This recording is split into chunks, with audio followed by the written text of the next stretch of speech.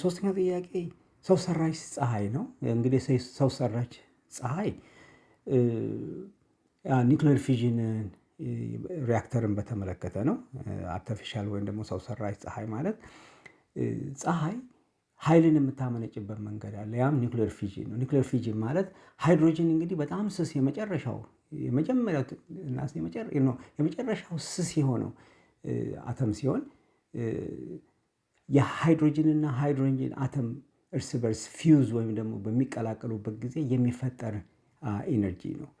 ፀሐይ እንግዲህ ያንን በመጠቀም ነው ኮር ላይ ያለ የፀሐይ እምብርቷ ውስጥ ከፍተኛ ፕሬዠር አለ ወይም ደግሞ ግፊት አለ። ያ ግፊት ሃይድሮጅንና ሃይድሮጅንን እርስ በርስ እንዲጣበቁና ፊውዝ እንዲያደርጉ ያደርጋል። ያ በዛን ሰዓት ከፍተኛ ኤነርጂ ይመነጫል። ያ ኤነርጂ ነው እንግዲህ በብርሃን መልክ በራዲዬሽን መልክ ወደ ምድራችን የሚደርሰው። ያንን የፀሐይን ኢነርጂ የኃይል አፈጣጠር ቴክኒክ በመጠቀም የሰው ልጅ እንግዲህ ምንን ያመርታል? ኢነርጂ ወይም ደግሞ ኃይልን ያመነጫል። ይሄ እንግዲህ የሰው ሰራሽ ፀሐይ ኒውክሌር ፊዥን ሪያክተር ነው። እንግዲህ ፊዥን ሪያክተር ብዙ ጥቅሞች አሉት። ከጥቅሞቹ መካከል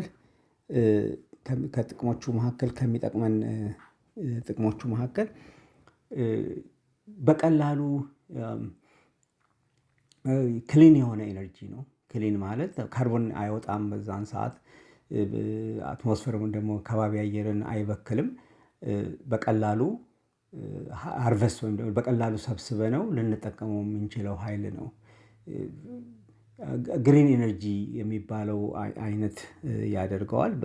ከዛ የተነሳ በቀላሉ ምድር ላይ የምንጠቀመው የነዳጅ በሉት የተለያየ ጭስን የሚለቁትን እነሱን በቀላሉ ሊተካ ይችላል። ከዛም አልፎ ተርፎ ደግሞ ለወደፊት ለህዋ በረራዎች ሮኬቶች፣ እንደገና ደግሞ ቬሂክሎች፣ ሩቅ የሚሄዱ ሶላር ሲስተማችንን ለቀው ወደ ሌላ ቦታ ሊሄዱ የሚችሉ መንኮራኩሮች ይሄንን ኒውክሌር ፊዥንን እየተጠቀሙ ረጅም ርቀቶችንና በብዙ ዓመታት የሚቆጠሩ እልህ አስጨራሽ የሆኑ ጉዞዎችን ሊጓዝ የሚችለውን ኃይል ሊሰጥ ይችላል።